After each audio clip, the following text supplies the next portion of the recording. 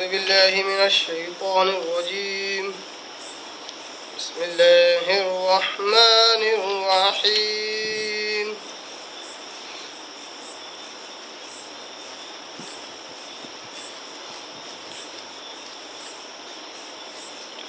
فأما الذين كفروا فأعذبهم عذابا شديدا في الدنيا والآخرة وما لهم من ناصرين وأما الذين آمنوا وعملوا الصالحات فيوفيهم أجورهم والله لا يحب الظالمين ذلك نتلوه عليك من الآيات والذكر الحكيم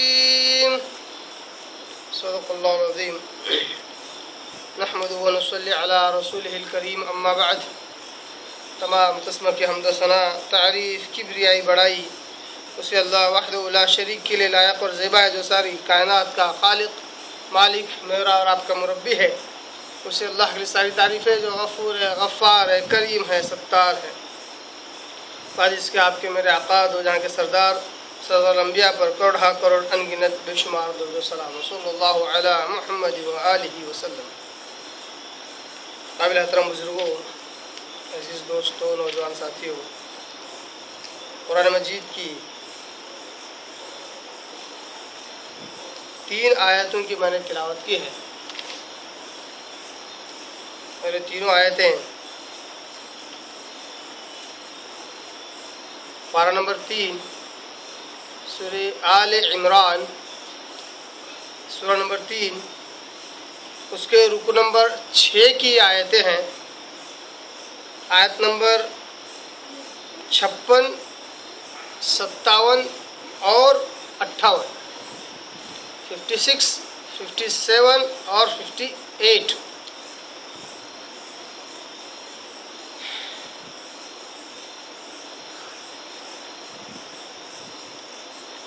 پچھلے درس میں ہم نے صرف ایک آیت لی تھی، آیت نمبر 55، جو بڑی اہم اور جامع آیت تھی.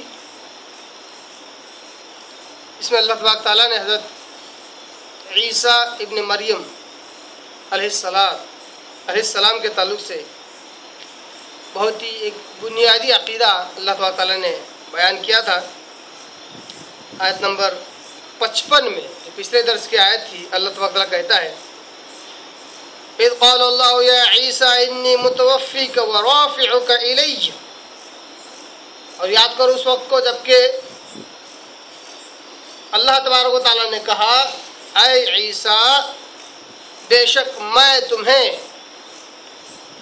پورا کا پورا اٹھانے والا ہوں، پورا کا پورا لینے والا ہوں، ورافعک الی اور میری طرف اٹھا لینے والا ہوں، وَمُطَهِّرُكَ مِنَ الَّذِينَ كَفَرُوا اور میں تمہیں پاک کرنے والا ہوں ان لوگوں سے جنہوں نے کفر کیا تمہاری دعوت کا، تمہارے رب کا، تمہارے رب کی آیتوں کا، حق کا. وَجَعَلُ الَّذِينَ اتَّبَعُوكَ فَوْقَ الَّذِينَ كَفَرُوا إِلَى يَوْمِ الْقِيَامَةِ. اتنا ہی نہیں، عیسیٰ جو تمہاری تابعداری کریں گے، جو تمہاری اتباع کریں گے، میں انہیں ان سب کے اوپر رکھوں گا، ان سب کے اوپر انہیں غلبہ دوں گا جنہوں نے کفر کیا ہے تمہارے ساتھ، تمہاری دعوت و تبلیغ کے ساتھ، تمہارے رب کے ساتھ، تمہارے آیتوں کے ساتھ، تمہارے معجزات کے ساتھ. جنہوں نے کفر کیا ان سب پر میں انہیں غلبہ دوں گا. قیامت تک ہمیشہ تمہارے تعلق سے صحیح عقیدہ رکھنے والوں کو میں قیامت تک غلبہ دوں گا اور انہیں فوقیت دوں گا. ثم الی مرجعکم اور پھر تم سب کو میری ہی طرف لوٹ کر آنا ہے. فاحکم بینکم فیما کنتم فیہ تختلفون اور میں فیصلہ کروں گا تم لوگوں کے درمیان جس چیز میں تم اختلاف کرتے تھے. اختلاف کیا تھا کہ عیسیٰ علیہ السلام آیا سولی چڑھائے گئے یا نہیں چڑھائے گئے، قتل کیے گئے یا نہیں کیے گئے، یا عیسیٰ علیہ السلام کہ آج بھی زندہ ہے یا اپنی فطری طبعی موت یا قتل کی وجہ سے مر چکے ہیں. عیسیٰ علیہ السلام قیامت کے نزدیک آئیں گے یا نہیں آئیں گے، ان سارے اختلافات کو اللہ تعالیٰ کہتا ہے میں خود فیصلہ کروں گا ان کے تعلق سے قیامت کے دن. یہ تھی آیت نمبر 55 جس کے تعلق سے کافی تفصیلاً ہم نے پچھلے درس میں اس کے تعلق سے بیان کیا. اب آئیے اسی آیت سے جڑی ہوئی باقی 3 آیتیں ہم دیکھتے ہیں.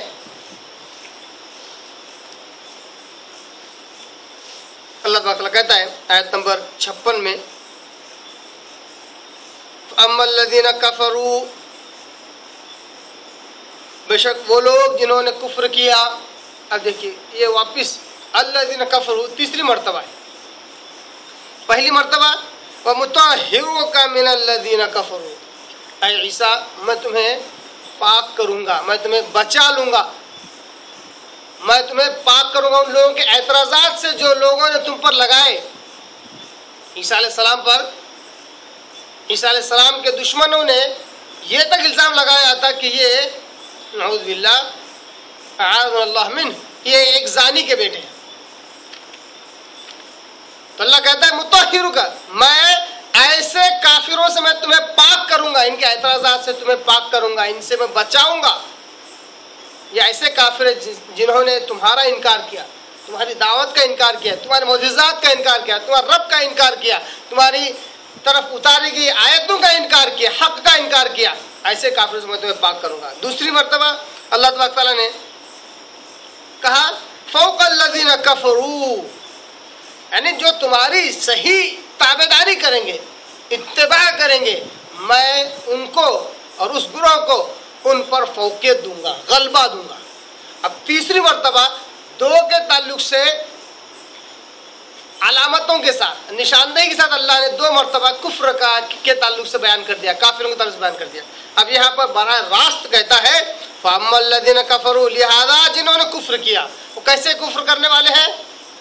پہلی بات سے معلوم ہوا عیسیٰ علیہ السلام پر طعن و تشنیع کرنے والے، طنز کرنے والے، الزامات لگانے والے کافر، عیسیٰ علیہ السلام کی دعوت و تبلیغ کا انکار کرنے والے کافر. دیکھیے الذین کفروا، حالانکہ قرآن مجید میں کئیوں جگہ پر یہ لفظ استعمال ہوا ہے، لیکن الذین کفروا یعنی وہ لوگ جنہوں نے کفر کیا، صرف اتنا ہی معنی مفہوم نہیں نکلتا. جس طرح اس کا پس منظر ہوگا، بیک گراؤنڈ ہوگا، اسی طرح اس کا معنی مفہوم بھی نکلے گا اور اس کے اندر گہرائی اور گہرائی پیدا ہوگی. یہاں پر اللہ تعالیٰ نے فَأَمَّا الَّذِينَ كَفَرُوا جو آیت نمبر 56 میں اللہ نے کہا کہ وہ لوگ جنہوں نے کفر کیا ہے، اشارہ کن لوگوں کی طرف ہے؟ پہلا جہاں پر تذکرہ ہوا وہ لوگ جنہوں نے عیسیٰ علیہ السلام پر الزام لگایا.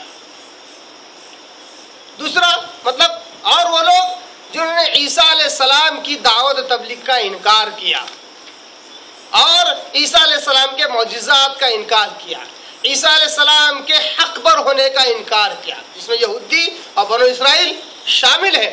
اسی طرح عیسیٰ علیہ السلام کو اللہ کا بیٹا ماننے والے یہ بھی کفر کرنے والے ہیں. عیسیٰ علیہ السلام کو جنہوں نے قتل کی سازش کی وہ بھی ان میں شامل ہے. یہ پہلی جگہ ہے. دوسری جگہ دوسری صفت الذین کفروا کا جو معنی جہاں صحیح نشاندہی کی گئی بیان کیا وہ ہے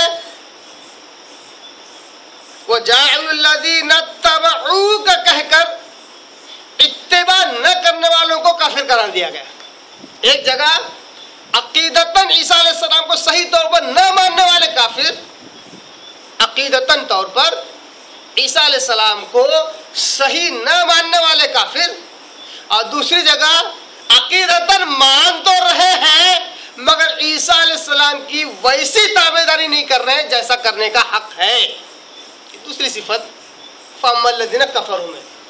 اور جیسا پچھلے درس میں میں نے کہا اس بات پر زور دیتے ہوئے کہ یہ جو حق ہے ایک عقیدتاً طور پر عیسیٰ علیہ السلام کو صحیح ماننا اور دوسرا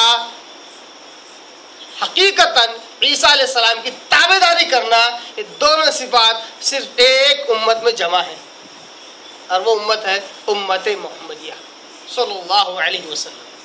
یہی ایک وہ امت ہے جو حقیقتاً عیسیٰ علیہ السلام کی اصلی امت ہے اور حقیقی تابعداری کرنے والی امت ہے، اور عیسیٰ علیہ السلام کے تعلق سے وہ عقیدہ رکھتی ہے جو عیسیٰ علیہ السلام نے اپنے آپ کے تعلق سے اپنی زندگی میں اپنی امت کے آگے بیان کر کے چلے گئے۔ اب جو ان ساری باتوں سے جو نتیجہ نکلتا ہے، جو نچوڑ نکلتا ہے، وہ یہ کہ اب وہ قوم جو ایسا عقیدہ نہ رکھے جو امت محمدیہ رکھتی ہے عیسیٰ علیہ السلام کے تعلق سے، عقیدے کے اعتبار سے بھی اور اتباع کے اعتبار سے بھی، وہ کافر کہلائے گی۔ بہت ہی سمپل سا جواب ہو گیا کہ اسلام کے مطابق عیسیٰ علیہ السلام کو جو لوگ نہ مانے اور ان کی تابعداری نہ کرے وہ کفر کے دائرے میں شامل ہو جاتے ہیں۔ اس اعتبار سے جو اسلام ہے وہ حقیقی دین ہے، اس کے علاوہ جو ادیان ہے وہ سارے کے سارے باطل ہیں، ان کے اندر جو رہیں گے ان کا شمار کفر میں ہوتا ہے، کافر میں ہوتا ہے۔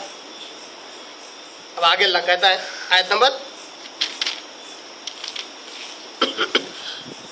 56 میں، فَأَمَّا الَّذِينَ كَفَرُوا، لہذا ایسے لوگ جنہوں نے کفر کیا، عقیدتاً اعتبار سے عیسیٰ علیہ السلام کو صحیح طور پر نہ مانا اور ان کی اتباع بھی نہیں کی، ایسے کافروں کو فَأُعَذِّبُهُمْ عَذَابًا شَدِيدًا، اللہ کہتا ہے میں انہیں عذاب دوں گا۔ کیسا عذاب؟ عذابًا شدیدا، بہت ہی سخت قسم کا عذاب میں انہیں دوں گا، فی الدنیا والآخرہ، دنیا میں بھی اور آخرت میں بھی، دنیا میں بھی میں انہیں عذاب دوں گا اور آخرت میں بھی۔ یہ اللہ تبارک و تعالیٰ کی طرف سے پیشن گوئی بھی ہے اور ان لوگوں کے لیے بشارت بھی ہے۔ بری چیز کی خبر دینے کو بھی قرآن مجید نے بشارت کہا ہے کہ جو عیسیٰ علیہ السلام کے تعلق سے جو لوگ گمراہ ہو گئے وہ دنیاوی اعتبار سے بھی ذلت و خواری کے شکار ہوتے ہیں اور اخروی اعتبار سے آخرت میں انہیں سخت عذاب ہونے والا ہے۔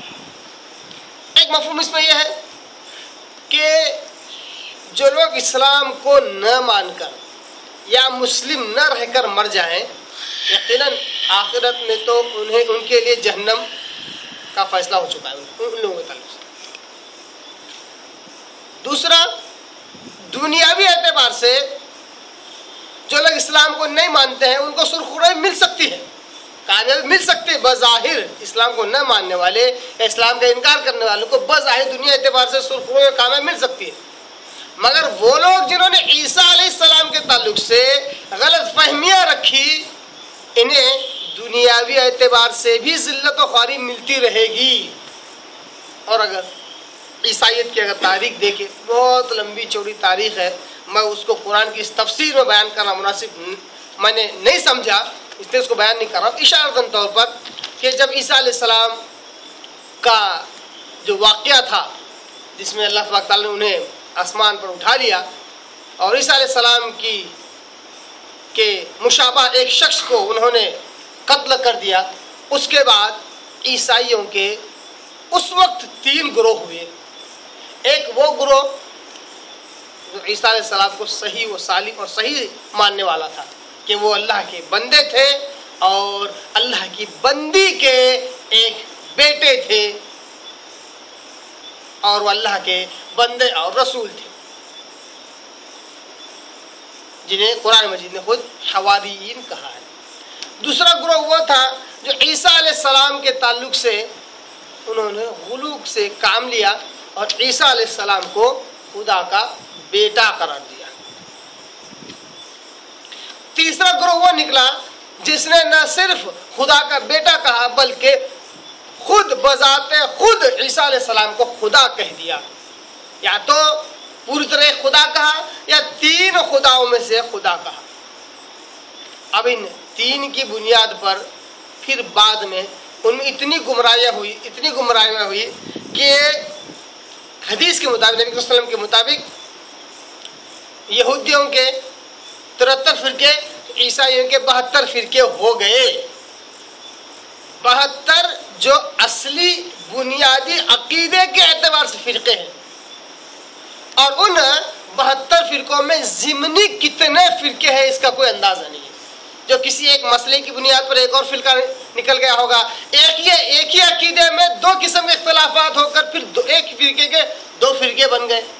جیسا آج بھی مسلمانوں میں ایک نہیں دو نہیں ان گنت فرقے ہو چکے ہیں. عقیدے کی بنیاد پر 71 فرقے ہیں. عقیدے میں ہی ایک ہی عقیدے میں دو الگ الگ نتیجہ رکھنے والے، دو الگ الگ عقیدے رکھنے والے دو الگ فرقے. اسی طرح ایک ہی مسئلے پر دو الگ الگ عمل کرنے والے الگ الگ فرقے بھی ہیں. تو بہرحال عیسائیت کے اتنے فرقے ہو گئے کہ انہی فرقہ پرستیوں کی وجہ سے ایک وقت آیا کہ ان کی لڑائی ان کے جب دشمنوں سے ہوئی تو تاریخ گواہ ہے کہ خوب ذلیل و خوار ہوئے، یہاں تک کہ یہ پوری دنیا سے بھگا دیے گئے جگہ جگہ سے. اور ایک علاقہ ہے جہاں کا تاریخ میں آتا ہے کہ ایک بادشاہ تھا قسطنطین نام کا، اس نے اصل عیسائیت کو بگاڑا تھا جہالت کی بنیاد پر. بہت زیادہ بدعتیں اس نے ایجاد کی تھی. وہاں پر عیسائی آ کر جمع ہوئے، وہاں پر بھی ان کے دشمنوں ان پر حملہ کیا، وہاں سے بھی نکالے گئے. اس طرح پوری دنیا میں ذلت و خواری ملتی رہی. ابھی فی الوقت کی اگر کنڈیشن ہم دیکھیں تو ڈیٹا کے حساب سے اگر دیکھا جائے تو نمبر 1 عیسائیت دھرم بہت زیادہ پھیل رہا ہے. اس کی دعوت تبلیغ میں وہ لوگ لگے ہوئے، اس مشن میں وہ لوگ لگے ہوئے ہیں، مگر ذلت و خواری جیسی کی ویسی ہے. کس اعتبار سے؟ کیونکہ جس طرح عیسیٰ علیہ السلام کے دور میں یہودیوں سے ان کا ایک قسم کا گٹھ بندھن تھا، آج بھی اندرونی طور پر ان کا جوز سے ان یہودیوں سے گٹھ بندھن ہوتا ہے، میل ملاپ ہوتا ہے، جس کی وجہ سے وہ کم سے کمتر ہونے کے باوجود بھی ذہنی اعتبار سے عیسائی یہودیوں کے آج بھی غلام نظر آتے ہیں، جس کی وجہ سے جگہ جگہ انہیں ذلتیں ملتی رہتی ہے. صرف یہ ایک اب کٹ پتلی بن کر رہ گئے ہیں بس کہ اچھائی اور اخلاق کا مظاہرہ کرتے ہیں، اور پوری طرح ان کا جو دین تھا، جو دین مسیحی تھا، پوری طرح مسخ ہو چکا ہے. ہزاروں کروڑہ بدعتیں ایجاد ہوئی. جیسا کہ میں نے جس بادشاہ کا نام لیا قسطنطین نام کا، اس نے ہی پہلی مرتبہ جو کہ سور ان کے پاس میں حرام تھا اس نے حلال کر دیا. اس کے علاوہ ایسی کئیوں بدعتیں اس نے ایجاد، حالانکہ بظاہر اس نے اتنا پیسہ خرچ کیا کہ اپنی حکومت میں اتنے کلیسائیں بنائی، اتنے چرچ بنائے کہ اس کی رونق اور وہ دیکھ کر ایسا لگتا تھا کہ عیسائی حق پر ہے، جبکہ بظاہر اس نے بہت کچھ کیا مگر بدعتیں اور عیسائیت کو پوری طرح مسمار اندرونی طور پر اس نے کر دیا. بہت ساری بدعتیں ایجاد کی، پوری طرح بدل کر رکھ دیا. اس کے بعد بہت سے لوگوں نے عیسائیت قبول کیا، پر حقیقی عیسائیت یعنی جو عیسیٰ علیہ السلام کی تعلیمات تھی وہ ان سے ختم ہو چکی تھی. اس طرح انہیں ذلت و خواری دنیا میں بھی ملنا شروع ہو گئی، کیونکہ عیسیٰ علیہ السلام کو عقیدتاً طور پر صحیح انہوں نے نہیں مانا. اس لیے آج ہم دیکھتے ہیں کہ جتنے عیسائی ہیں، کرسچنس ہیں، وہ آج عیسیٰ علیہ السلام کو اللہ کا بیٹا قرار دیتے ہیں. اور جب انہیں زیادہ پریشر ڈالا جاتا ہے کہ اللہ کا بیٹا کہاں سے ہوگا، جبکہ اللہ کی نعوذ باللہ شادی بھی نہیں ہوئی ہے، اس کی بیوی بھی نہیں ہے، تو کہتے ہیں نہیں، اللہ کا وہ منہ بولا بیٹا ہے. اس کو بائبل میں انگریزی میں ایک لفظ انہوں نے استعمال کیا، بیگاٹن سن. بیگاٹن مطلب منہ بولا، لے پالک جس کو کہتے ہیں، لے کر اللہ نے پال لیا. یہ بھی تعویلات کرنی شروع کر دی. پھر کچھ نے کہا کہ نہیں، خدائی اختیارات اللہ تبارک تعالیٰ نے عیسیٰ علیہ السلام کو دیے، اس لیے 3 خداؤں میں سے ایک خدا ہے. ایک پہلا خدا جو اصل خدا ہے، اس کی طرف اللہ کی طرف اشارہ کرتے ہیں. دوسرا دا ہولی اسپرٹ جسے کہتے ہیں، ہولی اسپرٹ یعنی روح الامین، حضرت جبرائیل علیہ السلام ایک اور خدا مانتے ہیں. اور تیسرے حضرت عیسیٰ علیہ السلام. ایک فرقہ وہ ہے جو 3 خداؤں میں روح الامین حضرت جبرائیل الامین کو ایک خدا مانتے ہیں. ایک فرقہ ان میں یہ بھی ہے جو 3 خداؤں میں روح الامین کو نکال کر حضرت مریم علیہ السلام کے ایک اور خدا مانتے ہیں. یعنی خدا اور مریم علیہ السلام، مریم اور عیسیٰ علیہ السلام، ان تینوں کے ایک خدا مانتے ہیں. ایسے جب عقیدے کی اعتبار سے جب ان میں یہ گمراہی آئی تو دنیا میں ذلت و خواری اور اسلام کو نہ ماننے کی وجہ سے اور آخری پیغمبر کو نہ ماننے کی وجہ سے، ان پر ایمان نہ لانے کی وجہ سے اخروی اعتبار سے تو انہیں عذاباً شدید سخت عذاب ملنے والا ہے۔ اور اتباع کے اعتبار سے جو کفر انہوں نے کیا ہے وہ یہ ہے کہ عیسیٰ علیہ السلام نے جس طرح اپنی شریعت کی تعلیم دی تھی آج وہ شریعت ان کے پاس ہے ہی نہیں۔ جیسے شراب خوری عیسیٰ علیہ السلام حرام کر کے گئے تھے، سور کا گوشت کھانا حرام کر کے، آج ان کے پاس یہ ساری چیزیں حلال ہیں۔ اتنا ہی نہیں، اتباع کے تعلق سے کتنا گمراہ ہو چکے ہیں، آپ اس پہ اندازہ کر سکتے ہیں کہ آج ان کے پاس ہر قسم کا گناہ، چاہے چھوٹا ہو بڑا ہو، جس کی کوئی قید نہیں، جائز اور حلال اور صحیح ہے، اس وجہ سے کیونکہ ان کے عقیدہ یہ ہے کہ عیسیٰ علیہ السلام یعنی کہ جسے وہ جیزس کہتے ہیں، جیزس نے اپنی سولی لے لی، اپنی جان بحق کر دی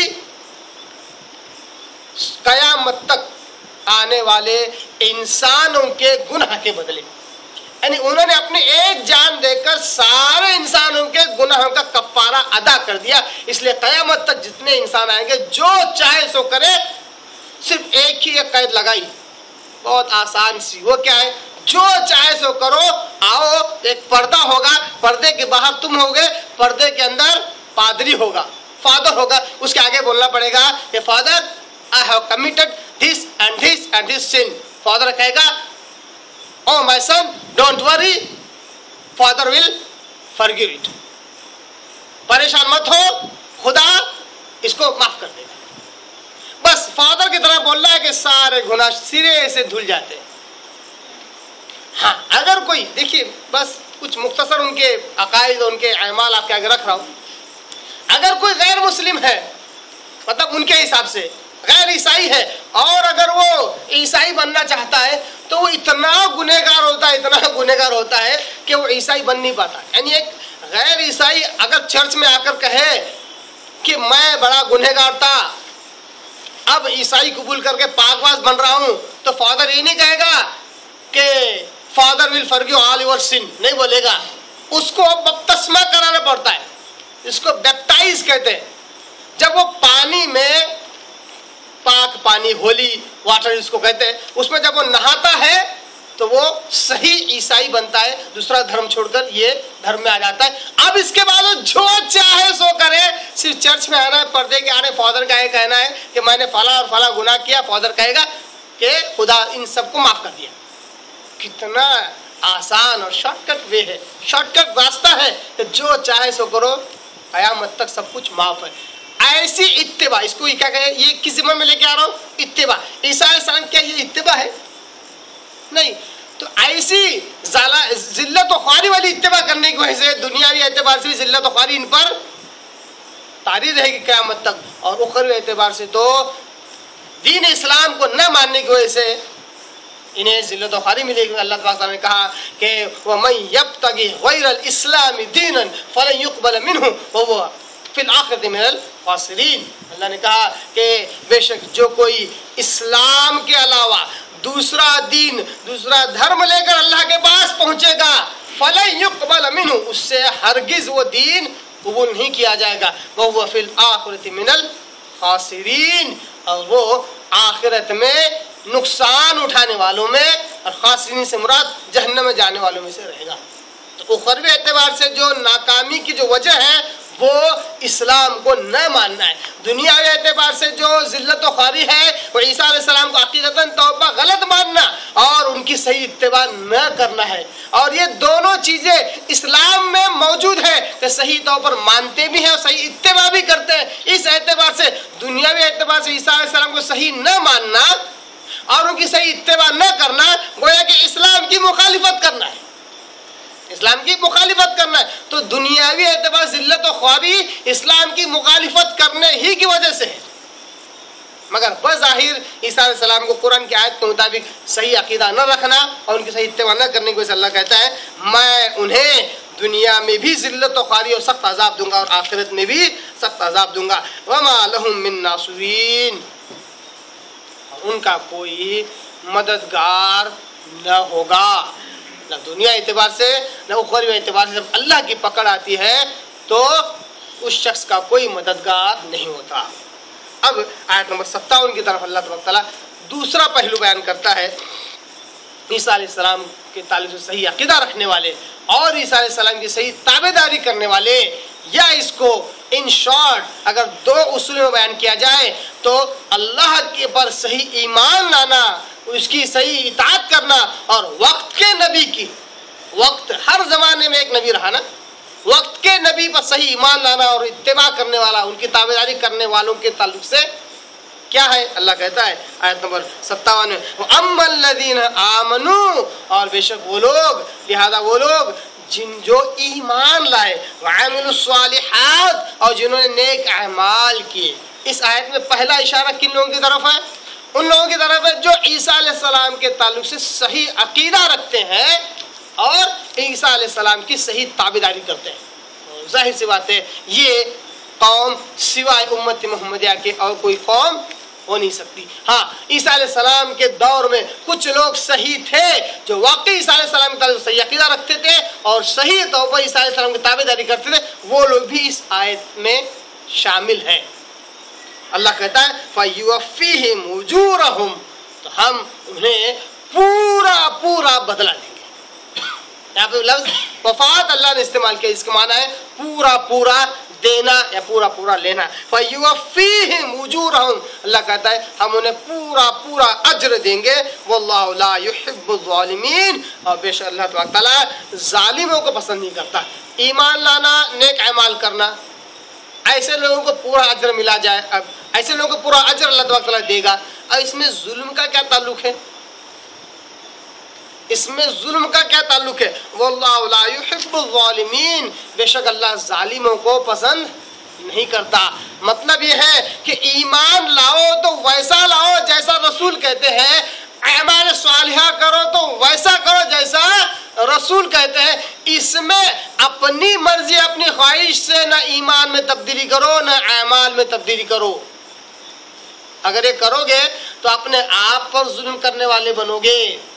اللہ تعالیٰ قرآن مجید نے ایک بڑی بہترین مثال دی، کہا کہ اس عورت کی طرح نہ ہونا، اس بڑھیا کی طرح نہ ہونا جس نے بڑی محنت سے سود کاٹا، سود بنا اور فوراً اس کو پھاڑ کر پھینک دیا۔ بڑی محنت سے دنوں تک سود سے سویٹر بنا، جب وہ پورے تیار ہو گیا تو کیا فوراً کاٹ کر برباد کر دیا۔ اس عورت پر نہ ہونا، کیوں؟ کیونکہ اس کی محنت اس میں ضائع ہو گئی۔ اسی طرح ایک وہ شخص جو عقیدے میں اپنی نفسانی خواہشات کو ملاتا ہے، عقیدے میں اپنی من مرضی کے اصول اور ضوابط سے ایمان لاتا ہے، اپنی مرضی کے مطابق اس پر بھی ایمان، اس پر بھی ایمان، اس کو بھی مانا، اس کو بھی مانا، اور اعمال صالحہ جنہیں کہتے ہیں وہ کرنے کے بجائے صرف عمل کر رہا ہے۔ اعمال صالحہ میں اور عمل میں بہت فرق ہے، صرف عمل کر رہا ہے۔ اب عمل میں کوئی قید نہیں ہے کہ عمل کیسے کیا جائے، کن شرائط کی بنیاد پر کیا جائے، بس عمل کر رہا ہے، تو اس کے عمل میں جہاں سنتوں پر عمل کرنا ہے بدعتوں پر عمل کرنا شروع کر دے گا۔ اس طرح وہ اپنے آپ پر ظلم کرے گا۔ اللہ کہتا ہے واللہ لا يحب الظالمین، اللہ ایسے بدعتیوں سے یعنی کہ ظالموں سے اللہ تبارک تعالیٰ محبت نہیں رکھتا، اللہ کو پسند نہیں ہے ظالم لوگ جو ایمان میں اپنی من مرضی چلائے، ایمان لانے میں، عمل کرنے میں بدعتوں پر عمل کرتے رہے، اللہ ایسے ظالموں کو پسند نہیں کرتا۔ آیت نمبر 57، آیت نمبر 58 جو آج کے درس کی آخری آیت ہے، اللہ کہتا ہے ذَلِكَ نَتْلُوهُ عَلَيْكَ مِنَ الْآيَاتِ وَالذِّكْرِ الْحَكِيمِ۔ اے محمد صلی اللہ علیہ وسلم، براہ راست اللہ تعالیٰ آپ صلی اللہ علیہ وسلم سے مخاطب ہے، کہتا ہے ذَلِكَ، یہ ہے وہ باتیں، نتلوک تلاوت سے بنا ہوا لفظ، نتلوک یعنی ہم آپ کی طرف پڑھ کر سناتے ہیں، تلاوت کرنا، پڑھنا۔ نتلوک یہ وہ باتیں ہیں جو ہم آپ کی طرف پڑھ کر سناتے ہیں، علیک آپ کے اوپر، من الآیات جو آیتوں میں سے ہیں، وذکر الحکیم اور نصیحتوں میں سے جو حکیم ہے، جو حکمت سے بھری ہوئی نصیحتیں ہیں، اس میں سے ہم پڑھ کر سناتے ہیں۔ اشارہ کیا گیا، ایک آپ سن کے بتلایا گیا کہ اے نبی صلی اللہ علیہ وسلم جو باتیں ہم تمہاری طرف قرآن مجید کی آیتوں سے بیان کر رہے ہیں وہ حق بجانب ہیں، حق بجانب ہیں۔ دوسرا اس آیت میں یہ علم دیا گیا पढ़ने वाले कारी को कि याद रखो इस कुरान को अस बखुद मोहम्मद सल्लल्लाहु अलैहि वसल्लम ने नहीं बनाया, नहीं लिखा, बल्कि ये आप सल्लल्लाहु अलैहि वसल्लम पर किसी ने इसका नुज़ूल किया। तभी तो अगर ये कुरान आप सल्लम बज़ाहिर अगर जैसा समझ में आ रहा है, आप सल्लम खुद अगर इसको बनाते जैसा कि लोगों का दावा है, तो एक शख्स खुद किताब लिखे और उसमें कहे कि ये बातें हम तुम तक पहुंचाते हैं, हम तुम तक पढ़कर सुनाते हैं, कोई कहेगा नहीं, क्योंकि उसमें उसकी खुद की जिल्लत व खारी है, खुद का नुक्स नजर आएगा कि खुद का कमाल किसी और की तरफ मंसूब करे। ये मुनासिब नहीं है। ये आयत ही इस बात पर दलालत करती है कि नबी के वसल्लम ने कुरान मजीद को नहीं लिखा, बल्कि ये सारी जहान के रब अल्लाह तबारक व तआला की तरफ से नाजिल हुई है। अल्लाह तबारक तआला फरिश्ते के ज़रिए से आप वसल्लम तक इन आयतों को पहुंचाता था।